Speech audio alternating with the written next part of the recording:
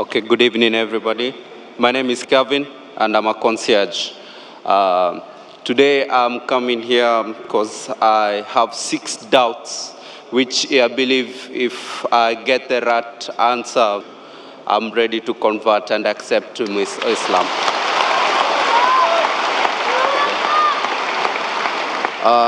To start with, on my first question, is that how do I know that Islam is the right way to worship?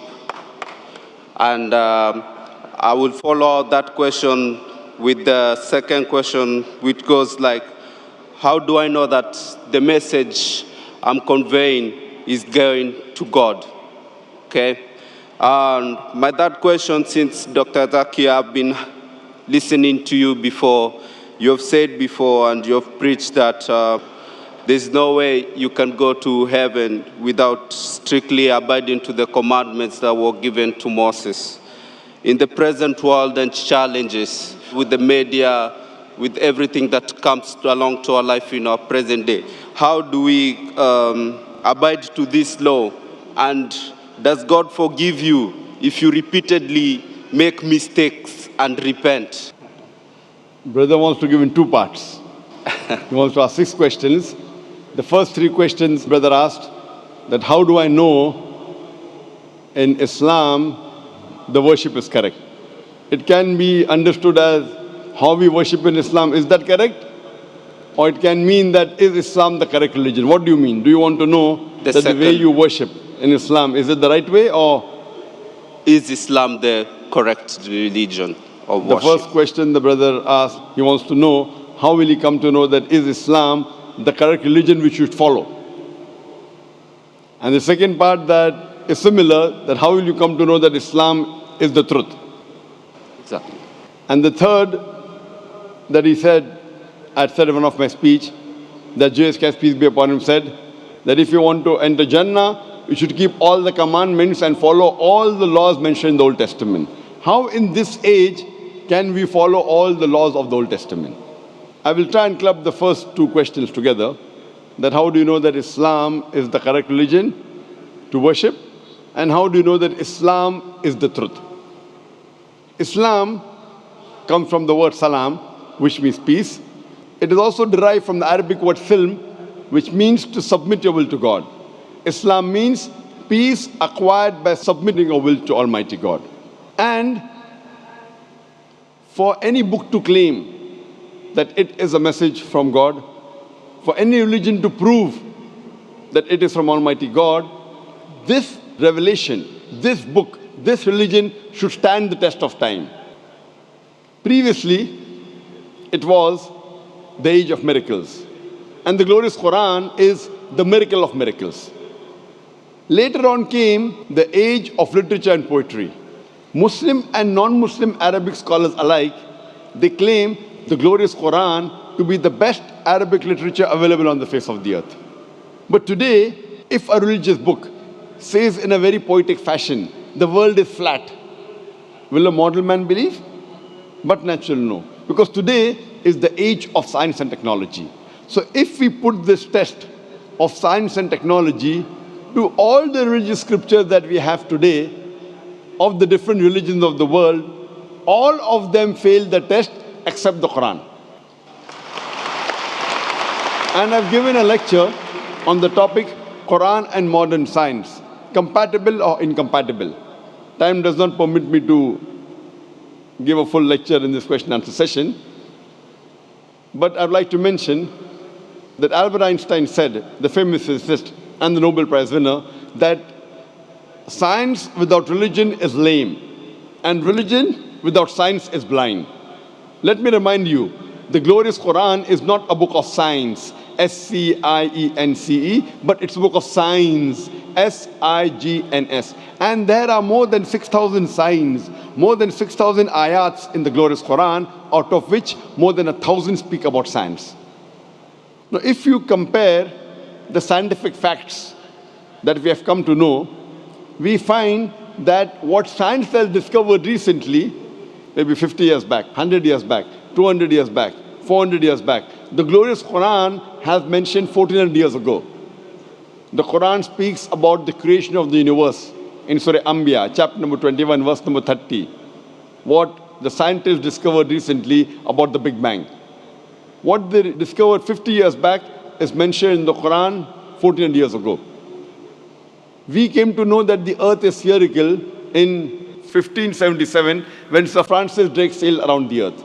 The Quran says in Surah Naziyat, chapter number 79, verse number 30, that we have made the earth egg-shaped, وَالْأَرْضَ بَعْدَ ذَلِكَ دَهَاهَا, referring to the egg of an ostrich, and we know the egg of an ostrich is geospherical in shape.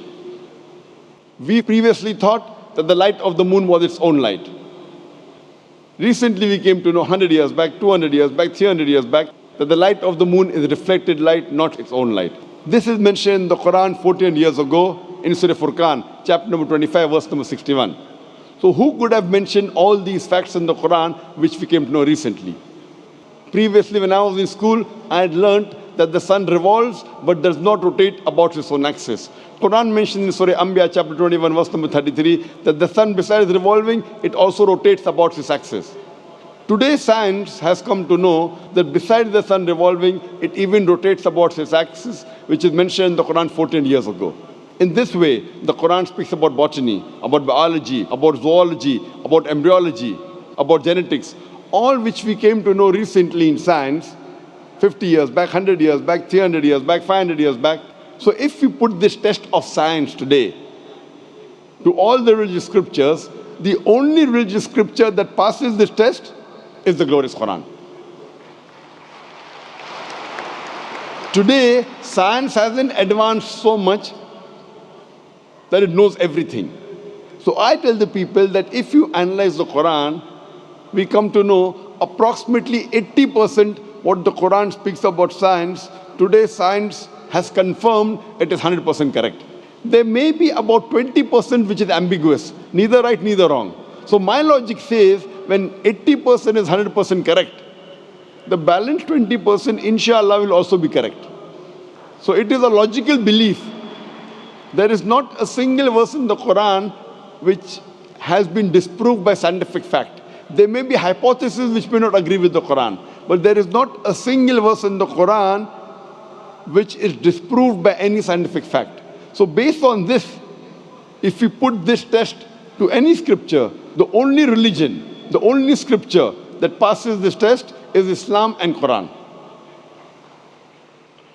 I started the question and answer session by quoting a verse of the Quran from Surah Isra, chapter number 17, verse number 81, which says, وَقُلْ جَاءَ الْحَقُّ وَزَهَقَ الْبَاطِلُ إِنَّ الْبَاطِلَ كَانَ زَهُوقًا. Say that truth has arrived and falsehood perishes. For falsehood is by its nature bound to perish.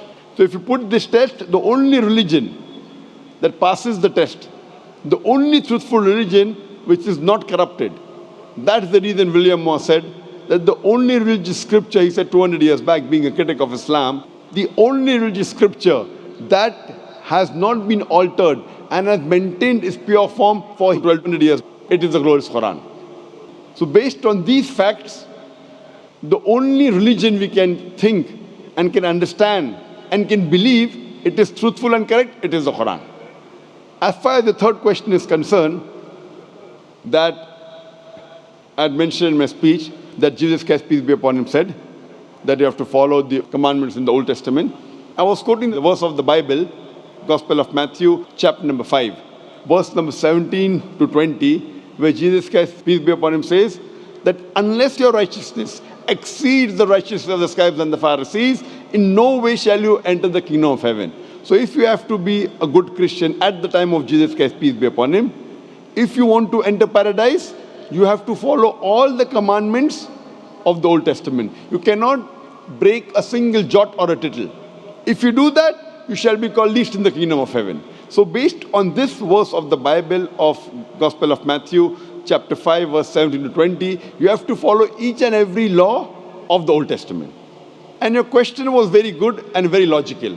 How can we in this age follow everything of the Old Testament, which is difficult? I agree with you. That's the reason Jesus Christ, peace be upon him, also said in the Gospel of John, chapter number 16, verse number 12 to 14. He said, I have many things to say unto you, but ye cannot bear them now. For he, when the Spirit of truth shall come, he shall guide you into all truth. He shall not speak of himself, all that he hears shall he speak. He shall glorify me. Here, Prophet Jesus, peace be upon him, is prophesying the coming of the last and final messenger, last and final prophet, Prophet Muhammad, peace be upon him. That when he will come, he will guide you unto all truth. That means Jesus Christ, peace be upon him, knew that everything what is mentioned in the Bible cannot be followed later on, maybe a few centuries later. That's the reason he said that he, when the Spirit of truth shall come, he shall guide you unto all truth, talking about Prophet Muhammad, peace be upon him. So at that time, maybe it was possible to follow the rules and regulations mentioned in the Old Testament and the New Testament. But Jesus Christ, peace be upon him, said, in future, when the last and final messenger, Prophet Muhammad, peace be upon him, comes, you should follow him. So if you have to be a good Christian today, besides believing in one God, you should also believe in Prophet Muhammad, peace be upon him.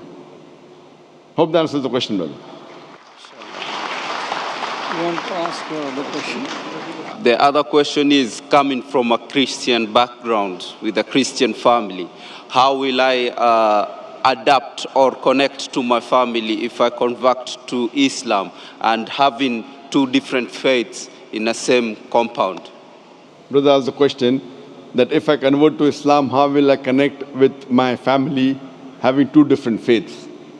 Brother, you know there's something like the Old Testament and something like the New Testament. Even though you are a Christian, you can follow the laws of the Old Testament after the New Testament has come. If there is something like the Old Testament and New Testament, there's also something like the Last Testament. The glorious Qur'an is the Last Testament of Almighty God. And in this glorious Qur'an, not a single prophet which is mentioned in the Bible has been derogated. In Islam, you have to believe in all the prophets that came earlier. And there are no less than 25 prophets which are mentioned in the Qur'an. And all of them, except for Prophet Muhammad and a couple of them, they are mentioned in the Bible. So, we have to respect all the prophets of Almighty God. And our beloved Prophet Muhammad said that Almighty God has sent 124,000 messengers on the face of the earth. So, if you become a Muslim, you do not have to disrespect any of the prophets mentioned in the Bible. In fact, you will have to tell them, I am following 100% what Jesus Christ, peace be upon him, said. What the other Christians are doing, they may be following 80%, maybe 90%, maybe 50%. You should tell them that Gospel of John chapter number 16, verse number 12 to 14 says, I have many things to say unto you, but ye cannot bear them now. For he, when the Spirit of truth shall come, he shall guide you unto all truth. So I am following Jesus Christ, peace be upon him, much better than the other so-called Christians. So if you become a Muslim, you will be a better Christian than the Christians themselves. Hope that answers the question, brother. Yes. What's the fifth question? I just ran out of questions now. Fine, so all your questions answered. Yes, it has. Thank you. So now are you convinced about the religion of Islam? I'm convinced about the religion of Islam and I'm ready to accept Islam. Do you believe that there is one God? I'm sorry? Do you believe that there is one God? I believe there is one God. Do you believe Jesus Christ, peace be upon him, is God? I believe Jesus Christ was the messenger of God. MashaAllah. Do you believe that Prophet Muhammad, peace be upon him, is the last and final messenger? I believe Prophet Mohammed was the last and final MashaAllah. messenger. Brother, is anyone forcing you to accept Islam? I'm ready to accept. Is anyone forcing you to accept Islam? Nobody is forcing me. Are you It's my doing out of your decision. I'm free making will? from myself. Out of Yes. your free will, out of your own conviction? Out of my own heart. Because forcing anyone into Islam is prohibited in our religion, and it is prohibited even by laws of most of the countries in the world. So you're doing it out of a free will, inshallah. I'm doing it out of free will. I will say in Arabic, and inshallah I can repeat it. Ashhadu Ashhadu Allah Allah ilaha ilaha illallah illallah wa ashhadu wa ashhadu anna anna Muhammadan Muhammadan abduhu abduhu wa rasuluhu. wa rasuluh. I bear witness. I bear witness. I bear witness I bear witness that there is no God there is no God but Allah, but Allah, and Muhammad is is the messenger the messenger and servant of Allah. and servant of Allah. MashaAllah, you have become Muslim. And I pray to Allah subhanahu wa ta'ala that He guides you and He helps you to guide your family to come to the religion of peace. And I pray to Allah subhanahu wa ta'ala to give you the best in this world as well as in the next life.